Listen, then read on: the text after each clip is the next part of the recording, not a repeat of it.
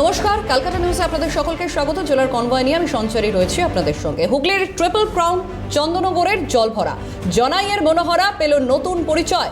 বলাগড়ের ডিঙি নৌকাও পেয়েছে নতুন পরিচয়। জিওগ্রাফিক্যাল ইন্ডিকেশন পেল 3 অনন্য সৃষ্টি। বাঙালি সংস্কৃতি এবং কারুশিল্পের ইতিহাসে এটি একটি অত্যন্ত গর্বের মুহূর্ত। সূর্যকুমার মোদক 1818 সালে প্রথম চন্দননগরের জলভরা তৈরি করেন। কামড় দিলে ভেতর থেকে রস বেরিয়ে আসে। এই স্বীকৃতি চন্দননগরের মোদক পরিবারের জয়। সামগ্রিকভাবে বাংলার মিষ্টি শিল্পে বড় জয় হুগলি জেলার জনাইয়ের মনোহরার। ইতিহাসেও বেশ পুরনো, বাইরেটা মুচমুচে আর ভেতরটা নরম এবং রসালো। জিআই তকমা পাওয়ার ফলে এই মিষ্টি এখন বিশ্ববাজারে আরও সহজে পৌঁছবে। বলাগড়ের ডিঙি নৌকা বাংলার নদীমাতৃক সভ্যতার অবিচ্ছেদ্য অংশ। জিআই তকমা বলাগড়ের নৌকা শিল্পীদের নতুন করে বাঁচার আলো দেখাবে কাকতালীয়ভাবে। এই 3টি ঐতিহ্য পশ্চিমবঙ্গের হুগলি জেলার সঙ্গে যুক্ত। জিআই স্বীকৃতি হুগলি জেলা পর্যটন এবং অর্থনীতিতে নতুন জোয়ার আনবে। হুগলির এবার ট্রিপল ক্রাউন কাকতালীয়ভাবে জিআই স্বীকৃতি হুগলি জেলার পর্যটন এবং অর্থনীতিতে নতুন জোয়ার। চন্দননগরের জলভরা, জনাইয়ের মনোহরা পেল নতুন পরিচয়।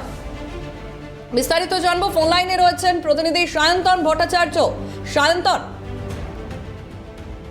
তিনটে হুগলি জেলার 3টে জিনিস কিন্তু এবার জিআই ট্যাগ পেল এবং সেই স্বীকৃতি এবার কিন্তু বিশ্বজুড়ে ছড়িয়ে পড়ছে। তার মধ্যে চন্দননগরের জলভরা, অর্থাৎ সূর্যমুখীকে যে জলভরার যে মিষ্টি বা সন্দেশ, সেটা কিন্তু জিআই তকমা পেয়েছে, যার ফলে এবার থেকে সেটা চন্দননগরের জলভরা হিসাবে পরিচিত হবে। এবং তার পাশাপাশি আমরা জানি যে হুগলির জনাই, সেই জনাইতে মনোহরা মিষ্টিও খুব বিখ্যাত এবং এই মিষ্টিও কিন্তু একই সঙ্গে জিআই এর স্বীকৃতি অর্জন করেছে। শুধুমাত্র মিষ্টি নয়, এর পাশাপাশি নৌকা শিল্প, বলাগড়ের নৌকা শিল্প নিয়ে দীর্ঘদিন ধরে একটা চর্চা চলছে এবং তার একটা সুদীর্ঘ ইতিহাস রয়েছে। এবং সমস্ত দীর্ঘ গবেষণা ও তথ্য প্রমাণের ভিত্তিতে যে গবেষণাপত্র জমা করেছিল তাতে কিন্তু মান্যতা দিয়েছে জিআই।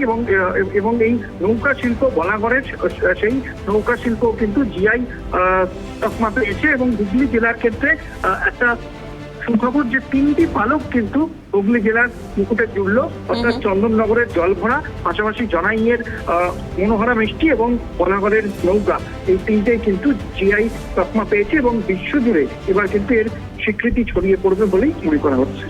বেশ, ধন্যবাদ সায়ন্তন। ফোন লাইনে ছিলেন প্রতিনিধি সায়ন্তন ভট্টাচার্য।